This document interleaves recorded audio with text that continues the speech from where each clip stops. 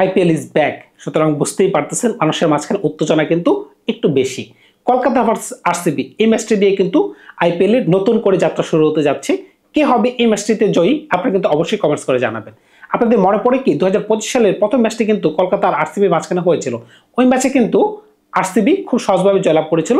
কলকাতা কিন্তু ভালোই রান করেছিল, কলকাতার মাটিতে 174 রান করতে পেরেছিল, কিন্তু ফিল শটের দুর্দান্ত 50, বিরাট কোহলির দুর্দান্ত 50, এমনকি রজত পাতিদারের 16 বলে 34 রানের দুর্দান্ত ইনিংসের কারণে কিন্তু 174 রান খুব ছোট মনে হয়েছিল। সুতরাং বুঝতেই পারতেছেন তাদের এই খেলার প্রতিশোধ কিন্তু কলকাতা নিতে চাইবে। আরেকটা কথা যদি আপনাদেরকে বলি, এই কয়েকদিন কিন্তু আরসিবি খুবই প্রেসারে ছিল। কারণ কি WTC ফাইনালে সাউথ আফ্রিকা এবং অস্ট্রেলিয়ার মাঝখানে খেলা। সুতরাং বুঝতেই পারতেছেন অন্যান্য দলের মাত্রই জশ হ্যাজেলউড এমনকি লুঙ্গি অ্যাঙ্গেলি দুই দলের প্লেয়ারই কিন্তু আরসিবি দলে রয়েছে। এই দুটি প্লেয়ারই কিন্তু আসবে না এমন একটা শব্দ আমরা শুনতে পাচ্ছিলাম। আবার শুনতে পাচ্ছিলাম যদিও খেলে, বিশেষ করে সাউথ আফ্রিকান প্লেয়াররা 25 তারিখের পরে তাদেরকে চলে যেতেই হবে। যে কোনো প্লেয়ারকে তাদের চলে যেতে হবে যারা সাউথ আফ্রিকার হয়ে WTC ফাইনাল খেলবে। সুতরাং বুঝতেই পারতেছেন লুঙ্গি অ্যাঙ্গেলি যেহেতু ওই দলের লিস্টেড প্লেয়ার, তিনি যেহেতু লাস্ট ম্যাচ খেলেছিলেন, জশ হ্যাজেলউড যখন ইনজুরি কবলে পড়েছিলেন তখন কিন্তু তিনি তাকে সার্ভিস দিয়েছিলেন। বলছিলাম ব্যাঙ্গালোরের কথা। এখন দেখেন যখন বলতেছিল যে জশ হ্যাজেলউড আসবে না, তখন কিন্তু পুরোপুরি চিন্তা কিন্তু আরসিবি শিবিরে। মূল কারণ হচ্ছে তিনি যেভাবে বোলিংয়ে সহযোগিতা করে গেছেন, উপরে তিনি ভালো বোলিং করেছেন, ড্রেতে তিনি ভালো বোলিং করেছেন, কিংবা যখন মিডল ফেজে উইকেটের প্রয়োজন তখন তিনি ভালো বোলিং করেছেন। সুতরাং বুঝতেই পারতেছেন এই বলারটিকে ছাড়া আরসিবি কিভাবে জয়লাভ করবে সেটা কিন্তু বড় একটা চিন্তার বিষয় ছিল। অন্যদিকে রোমেরো শেফার্ড, যে কিনা 14 বলে 53 রান করে আইপিএলকে নতুন একটা দ্বারপ্রান্তে নিয়ে গেছেন এবারের টুর্নামেন্টে, তিনিও নাকি আসবেন না। কারণ কি ইংল্যান্ডের সাথে একটা টাই নেশন সিরিজ আছে, ইংল্যান্ড, ওয়েস্ট ইন্ডিজ এবং আয়ারল্যান্ড, এইখানে তাদেরকে খেলতে হবে। দেখেন কত বড় সমস্যা। আরেকটা কথা হচ্ছে 25 তারিখ পর্যন্ত ডেডলাইন ছিল। আগে সমস্ত ক্রিকেট বোর্ড কিন্তু তাদের সাথে ওইভাবেই চুক্তি করা ছিল, কিন্তু ভারত পাকিস্তানের যুদ্ধের কারণে ফাইনাল হবে 3 তারিখ পর্যন্ত। এই যে সময়টা বেড়ে গেল, এতে করে কিন্তু ইন্টারন্যাশনাল ক্যালেন্ডারের সাথে ক্ল্যাশ হয়ে যাচ্ছে। এখন দেখেন WTC ফাইনাল এমন একটি খেলা, সাউথ আফ্রিকান প্লেয়ারদেরকে আপনি কোনোভাবে বলতে পারতেছেন না যে আপনারা একটু খেলেন। কারণ কি সাউথ আফ্রিকা এই পর্যন্ত কোনো মেজর কোনো টুর্নামেন্টে খেলেই নেই। এখন তাদের কাছে কিন্তু এটা খুবই গুরুত্বপূর্ণ। দেখেন ইন্ডিয়ান ক্রিকেট বোর্ড কিন্তু অনেকটাই চাপাচাপি করছে, কিন্তু কোনো লাভ হয় নাই। দিন শেষে কিন্তু তারা বলছে যে আমরা 25 তারিখে প্লেয়ারদেরকে নিয়ে যাব। 25 তারিখ পর্যন্ত তারা খেলবে, 26 তারিখে আমাদের প্লেয়াররা সাউথ আফ্রিকাতে যাবে, 27 তারিখে তাদের বউ বাচ্চাদের সাথে সময় কাটাবে, 30 তারিখে আমরা ইংল্যান্ডে চলে যাব। সুতরাং বুঝতেই পারতেছেন সময়টা কিন্তু ইন্ডিয়ান ক্রিকেট বোর্ডে একটু খারাপ হচ্ছে, তাদের কিন্তু অনেক তো সম্মত করতে হচ্ছে। বিশেষ করে আরসিবি শিবিরে কিন্তু অনেক চিন্তার ঝামেলা ছিল। রজত পাতিদার ক্যাপ্টেন, তিনি কিন্তু ইনজুরি কবলে ছিলেন। তিনি কি এসে ভালো পারফরমেন্স খেলতে পারবেন কিনা, তা বাম হাতে কিন্তু এখনো চোট আছে, বাম হাত না ডান হাত জানি, সেটা কিন্তু এখনো রিভিল হয় নাই। আমরা কিন্তু তাকে প্র্যাকটিস করতে দেখে নেই। এখন দেখা যাক তিনি ম্যাচে কোন ধরনের পারফরমেন্স দিতে পারেন। এমনকি ডেভিড পাডিক্কাল আপনারা সবাই জানেন তিনি ইনজুরির কারণে কিন্তু টুর্নামেন্ট থেকে ছিটকে গেছেন। তার পরিবর্তে কিন্তু মায়াঙ্ক আগরওয়াল দলে ঢুকে গেছেন। তিনি কিন্তু ভালো ব্যাটসম্যান, কিন্তু তিনি কোন পজিশনে খেলবেন, খেললেও তিনি কোন ধরনের পারফরমেন্স দিতে পারেন সেটা কিন্তু চিন্তার ভাঁজ রয়ে যায়। টিম ডেভিড দলের সাথে যুক্ত হবেন সেটা আমরা জানতাম, কারণ তিনি কোনো দলের সাথে WTC ফাইনাল খেলতেছেন না। কিন্তু লায়ন লিভিংস্টোন দলের সাথে যুক্ত হবেন, কিন্তু তার তো পারফরমেন্স নাই। এই সকল কারণে কিন্তু মোটামুটি ভালো চিন্তাই ছিল আরসিবি।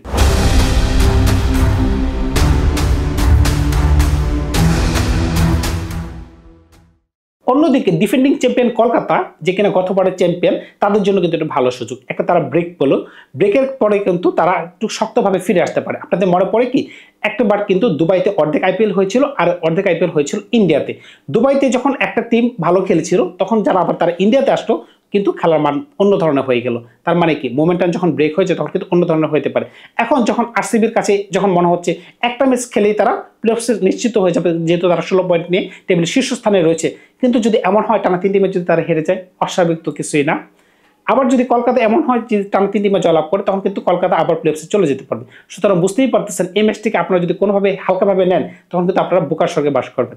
এখন কলকাতার জন্য সুযোগ কি? কলকাতার জন্য সুযোগটা হচ্ছে এটাই, শুধুমাত্র মঈন আলী ছাড়া অন্য কোনো প্লেয়ারের কোনো তো রদবদল হচ্ছে না। সকল প্লেয়ারাই কিন্তু অ্যাভেলেবেল আছেন, তাদের কোর কিন্তু ইনটেক্ট রয়েছে, কোনো প্লেয়ার ইনজুরির কবলে নাই। তারা যদি ভালো খেলতে পারে এবং চেন্নাইতে খেলা, যে চেন্নাইতে কিন্তু আরসিবি 3টা ম্যাচ হারছে, সুতরাং বুঝতেই পারতেছেন আরসিবি কিন্তু একটু চাপে থাকবে।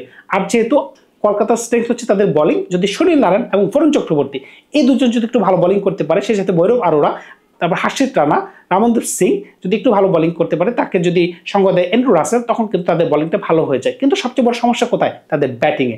এবং ভেঙ্কটেশ আয়ার, যে কিনা সবচেয়ে বেশি টাকা দিয়ে তাকে কেনা হয়েছে, কিন্তু তিনি কোনো পারফরমেন্স দিতে পারতেছেন না। সবচেয়ে লজ্জাজনক বিষয় হচ্ছে যুদ্ধের আগে তাকে ড্রপ করা হয়েছিল, কিন্তু ওই ম্যাচে মনীষ পান্ডেকে খেলানো হওয়ার পরেও তিনি কিন্তু ভালো পারফরমেন্স দিতে পারেন আমার দৃষ্টিতে। কারণ 30 বলে 40-এর কাছাকাছি রান, এটা কোনো উল্লেখযোগ্য পারফরমেন্স না। মনীষ পান্ডে যদি ওই ম্যাচে 30 বলে 70 কিংবা 75 রান করতে পারতো বা 65 রান করতে পারতো, তাহলে আমি ধরে নিতাম তিনি ভালো খেলেছেন। যেহেতু ওই ধরনের কোনো পারফরমেন্স তিনি দেয় নাই, আমি আশা করব আজকের ম্যাচে যেন ভেঙ্কটেশ আয়ারকে ঢোকানো হয়। কারণ মোমেন্টাম কিন্তু দুই দলের ব্রেক হয়ে গেছে। এখন যদি কলকাতা আজকের ম্যাচটা জয়লাভ করে, তখন কিন্তু আরসিবির জন্য পরবর্তী ম্যাচগুলো ডু অর ডাই ম্যাচ হয়ে যাবে। এখন যদি আপনারা আমাকে প্রশ্ন করেন যে কলকাতা কিভাবে জয়লাভ করতে পারে, উত্তর একটাই, সিম্পল উত্তর, আপনাদেরকে উইকেট ইনটেক্ট রাখতে হবে। কারণ আপনাদের মেন সমস্যা একটা জায়গায়, যে আপনারা শুরুর দিকে উইকেট ফেলে দিচ্ছেন বেশি। না, প্রথম দিকেও কিন্তু উইকেট পড়তেছে না, যেমন অজঙ্কা রাহানে ভালো খেলতেছেন, এমনকি শনি রাহানে ভালো খেলতেছেন, উপরে একটা উইকেট গুরবাজ এবং ডিককের মাঝখানে একটু সমস্যা রয়েছে, তারা কিন্তু ভালো স্টার্ট এনে দিতে পারতেছেন। তাও আমি আজকে আশা করবো যে গুরবাজ ভালো স্টার্ট এনে দিবে কিংবা ডিকক ভালো স্টার্ট এনে দিবে। এই তিনজন যদি ভালো স্টার্ট এনে দেয়, এরপর থেকে দেখেন একটা কলাপস হয়। যেমন কি রঘুবংশ ভালো খেললেও কি হবে, এরপরে রিঙ্কু সিং বলেন, রামনদীপ সিং বলেন, অ্যান্ড্রু রাসেল বলেন, তাদের মাঝখানে কিন্তু একটা কলাপস হয়ে যাচ্ছে।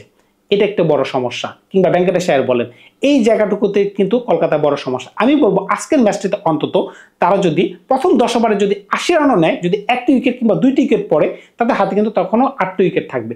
পরবর্তী 10 ওভারে কিন্তু 140 নেওয়া পসিবল। কারণ কি, কোন মাঠে খেলা? চেন্নাস্বামীতে খেলা। আর চেন্নাস্বামীতে কিন্তু ব্যাঙ্গালোর এভাবে একটু কাপাকাপি করতে থাকে। সুতরাং বুঝতেই পারতেছেন কলকাতার উচিত হাতে উইকেট রাখা, কারণ তাদের বোলিং কিন্তু যথেষ্ট পরিমাণ স্ট্রং। এটা নিয়ে আমরা আগেও আলাপ করেছিলাম। যেহেতু আরসিবি একটু মেন্টালি একটু ব্রোকেন ডাউন আছে, কারণ কি আরসিবি কয়েকদিন যাবত কিন্তু অনেক টেনশনে ছিল, কোন প্লেয়ার আসবে, কোন প্লেয়ার চলে যাবে, কোন প্লেয়ার কতদিন খেলবে, এসব কারণে কিন্তু আরসিবি শিবিরটি একটু এলোমেলো অবস্থানে রয়েছে। এবং যেহেতু আবার চেন্নাস্বামীতে খেলা, এটা একটু কিন্তু তাদেরকে একটু বাড়তি চাপে ফেলে দিচ্ছে। এখন আরসিবি দলটিকে যদি একবার একটু সাজিয়ে আসি, তখন দেখা যাক আরসিবি দলটিকে কেমন দেখা যাচ্ছে। 1 নম্বর বিরাট কোহলি, 2 নম্বর ফিল সল্ট, 3 নম্বর মাইক আগরওয়াল, 4 নম্বর রজত পাতিদার, 5 নম্বর লাইম লিভিংস্টোন, 6 নম্বর জিতেশ শর্মা, 7 নম্বর টিম ডেভিড, 8 নম্বর প্রণব পান্ডিয়া, 9 নম্বর ভুবনেশ্বর কুমার, 10 নম্বর জশ হ্যাজেলউড, 11 নম্বর ইয়াশ দেয়াল। আপনারা যদি কলকাতার সাথে আরসিবি প্লেইং ইলেভেনটি খেয়াল করে থাকেন, আপনারা কিন্তু দেখতে পাবেন 3-4 জন প্লেয়ার কিন্তু খুবই কি প্লেয়ার। যেমন ফিল সল্ট দুর্দান্ত কিন্তু খেলতে পারে, যেহেতু জ্যাকব বেথেল নাই, জ্যাকব বেথেল কিন্তু এই টুর্নামেন্টে আর খেলবেনই না। সুতরাং বুঝতেই পারছেন এটা কিন্তু তাদের জন্য একটা ধাক্কা। তারপরে মনে করেন নিচে টিম ডেভিড দুর্দান্ত কিন্তু খেলতেছেন, 4-4 বন্যা বসা দিতেছেন তিনি লাস্টের দিকে। তার মতো গুড ফিনিশার মনে হয় এই টুর্নামেন্ট আর নাই। একটা জিনিস যদি আপনারা খেয়াল করে থাকেন, আমি কিন্তু দলে লিভিংস্টোনকে টিক চিহ্ন দিয়ে ঢুকিয়ে দিয়েছি, কিন্তু রোমিও শেপার্ডকে ঢুকায়নি। কারণ কি, তিনি যে কয়দিন খেলবেন সেটা তো কোনো নিশ্চয়তা নাই। এখন ধরেন প্লে অফসে গেল, আরসিবি প্লে অফসে গেল, তাদের যাওয়ার পসিবিলিটি বেশি, কিন্তু এরপরে আর তাকে পাওয়া যাচ্ছে না। হঠাৎ করে লিভিংস্টোনকে আপনি ঢুকাইলেন দলে, কিন্তু তিনি পারফরমেন্স দিতে পারলেন না। এই কারণে তাকে আমি আগেই ঢুকাই দিলাম, যাতে তিনি একটু ম্যাচ প্র্যাকটিসও হয় এবং দলকে ভালো সঙ্গ দিতে পারে। কারণ লিভিংস্টোন যে একদম বাজে প্লেয়ার সেটাও না, সে কিন্তু আপনাকে বল হাতে 1-2 বার এনে দিতে পারবে। এমনকি যখন তিনি ব্যাটাতে চলে যাবে, আপনি মনে পড়ে কি কলকাতার সাথে তিনি প্রথম ম্যাচে 5 বলে 15 রান করেছিল। হয়তো রানটা খুব কম, কিন্তু ইম্প্যাক্টটা কিন্তু অনেক বড়। সুতরাং বুঝতেই পারছেন এসবের কারণে কিন্তু ঢোকায় না। এমনকি লুঙ্গি এঙ্গেডি, যে কিনা 25 তারিখ পরে চলেই যাবে, মাস্ট চলে যেতেই হবে। ক্রিকেট সাউথ আফ্রিকা একদম সুনির্দিষ্টভাবে বলে দিচ্ছে, যারা WTC ফাইনাল লিপিবদ্ধ প্লেয়ার তাদেরকে চলে যেতে হবে। এই লিস্টে কিন্তু 8 জন প্লেয়ার রয়েছে, 8 জনের মাঝখানে আরসিবি দলে 1 জন প্লেয়ার রয়েছে। সুতরাং বুঝতেই পারতেছেন আরসিবি দলটা কিন্তু একটু নড়বড়ে অবস্থানে রয়েছে, একটু চিন্তার মাঝখানে রয়েছে। অন্যদিকে কলকাতা কিন্তু একটু শক্ত অবস্থানে রয়েছে, কারণ কলকাতাতে আমি আগেও বলেছিলাম মঈন আলী ছাড়া অন্য কোনো প্লেয়ার কিন্তু মানে নাম লিস্ট থেকে সরায় নেয় যে আমি খেলবো না। আর হচ্ছে কলকাতা হচ্ছে বোলিংটা খুবই স্ট্রং, তার ব্যাটিংটা যদি একটু নড়বড় না হয়, কিছু ধরে খেলতে পারে, তাহলে কিন্তু কলকাতার সুযোগটা বেড়ে যাবে। আসুন যে কলকাতা দলটাকে একটু সাজিয়ে আসে, তখন আপনারা বুঝতে পারবেন কলকাতা দলে কারা কারা রয়েছেন। 1 নম্বর ডিকক, 2 নম্বর সুনীল নারায়ণ, 3 নম্বর রাহানে, 4 নম্বর ভেঙ্কটেশ আয়ার, 5 নম্বর রঘুবংশী, 6 নম্বর রিঙ্কু সিং, 7 নম্বর অ্যান্ড্রু রাসেল, 8 নম্বর রব্বন পাওয়েল, 9 নম্বর বরুণ চক্রবর্তী, 10 নম্বর ভৈরব আরোরা, 11 নম্বর হার্ষিত রানা। 8 নম্বরে যেহেতু রব্বন পাওয়েল, সুতরাং বুঝতেই পারছেন ব্যাটিং কিন্তু খুবই সলিড আমি দিয়েছি। এখন কিন্তু দলের প্রয়োজন অনুসারে কিন্তু আপনারা উপরে নিচে করতে পারতেছেন ব্যাটিং অর্ডারটাকে। বোলিং অর্ডার কিন্তু নেহাত খারাপ না, যেখানে সুনীল নারায়ণ রয়েছে, বরুণ চক্রবর্তী রয়েছে, হার্ষিত রানা রয়েছেন, ভৈরব আরোরা রয়েছেন, এমনকি অ্যান্ড্রু রাসেল রয়েছেন।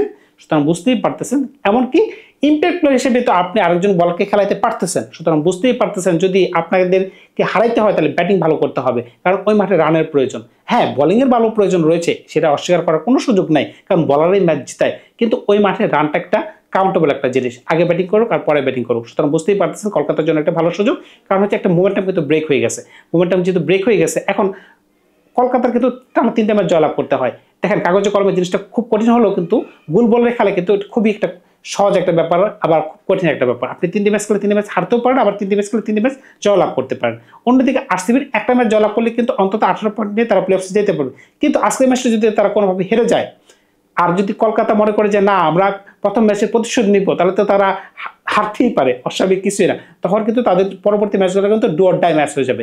এমনিতে কিন্তু আমি বলতে চাই যে কলকাতা কিন্তু একটু সুবিধাজনক অবস্থানে রয়েছে, কারণ কলকাতার শিবিরে চিন্তার ভাসটা একটু কম ছিল। তাই আমি আজকের ম্যাচটিতে কলকাতাকে একটু সামনের দিকে এগিয়ে রাখতেছি। মানে আমি মনে প্রাণে আশা করতেছি যে কলকাতা মনে হয় আজকের ম্যাচটিতে কোনো কারণে আরসিবিকে তাদের ঘরে মাটিতে আবার হারিয়ে দিবে এবং আরসিবি আবারও চিন্তার ভাঁজে পড়ে যাবে। এখন দেখা যাক কোন ধরনের রেজাল্ট তারা বয়ে আনতে পারে। ধন্যবাদ সবাইকে, ভালো থাকবেন আপনারা। আজকে আমি আরসিবির সাথে জানতে পারতেছি না, আমি কলকাতাকে সাপোর্ট করতেছি। ধন্যবাদ সবাইকে, ভালো থাকবেন আপনারা।